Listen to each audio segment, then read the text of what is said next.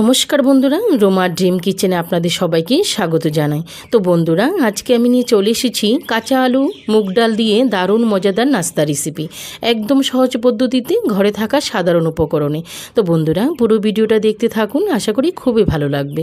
আর যদি ভালো লাগে লাইক শেয়ার সাবস্ক্রাইব করে আমার পাশে থাকবেন। পাশে থাকা অল অপশনটি ক্লিক করে দেবেন, যাতে করে সবার প্রথমে আপনার কাছে নোটিফিকেশন চলে আসে। তো দেখে নেওয়া যাক রেসিপিটা। তো রেসিপিটা বানানোর জন্য এখানে আমি খোসাসহ মুগ ডাল নিয়েছিলাম। মুগ ডালটা আমি 3-4 ঘন্টার মতো ভিজিয়ে রেখেছি। এখন আমি খোসাগুলো ধুয়ে পরিষ্কার করে নিয়েছি। তো দেখো বন্ধুরা, মুগ ডালটা একদম সুন্দর করে আমি ধুয়ে নিয়েছি। এখন একটা মিক্সিং জার নিয়েছি, মিক্সিং জারে আমি ডালটা নিয়ে নেব। ডালটা আমি ভালো করে একটা পেস্ট বানিয়ে নেব।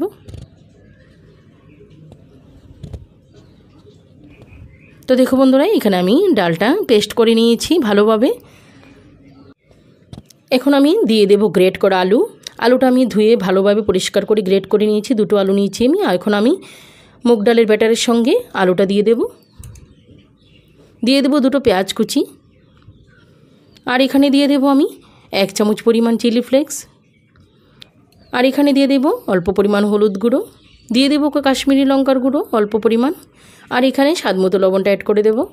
দিয়ে দেব এখানে গোলমরিচের গুঁড়ো অল্প পরিমাণ। আর এখানে দিয়ে দেব 1 চামচ পরিমাণ সাদা তিল।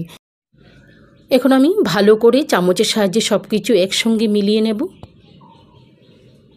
তো দেখো বন্ধুরা, মোটামুটিভাবে আমি সুন্দরভাবে মিলিয়ে নিয়েছি সবগুলো একসাথে করে। এখন আমি অল্প পরিমাণ জল অ্যাড করে দেব, কেননা মুগ ডালের ব্যাটারটা একদম ঘনত্ব হয়ে গেছে। একটু পরিমাণ পাতলা করে নেব আমি। একটু পরিমাণ পাতলা করে নিলে টিফিনগুলো কিন্তু খুব সুন্দর হবে। তো এখানে আমি 5 মিনিটের মতো রেস্টে রেখে দেব। তো এদিকে আমি একটা গ্যাসে প্যান বসিয়ে দিয়েছি। প্যানে আমি অল্প পরিমাণ সাদা তেল ব্রাশ করে দিয়ে দিচ্ছি।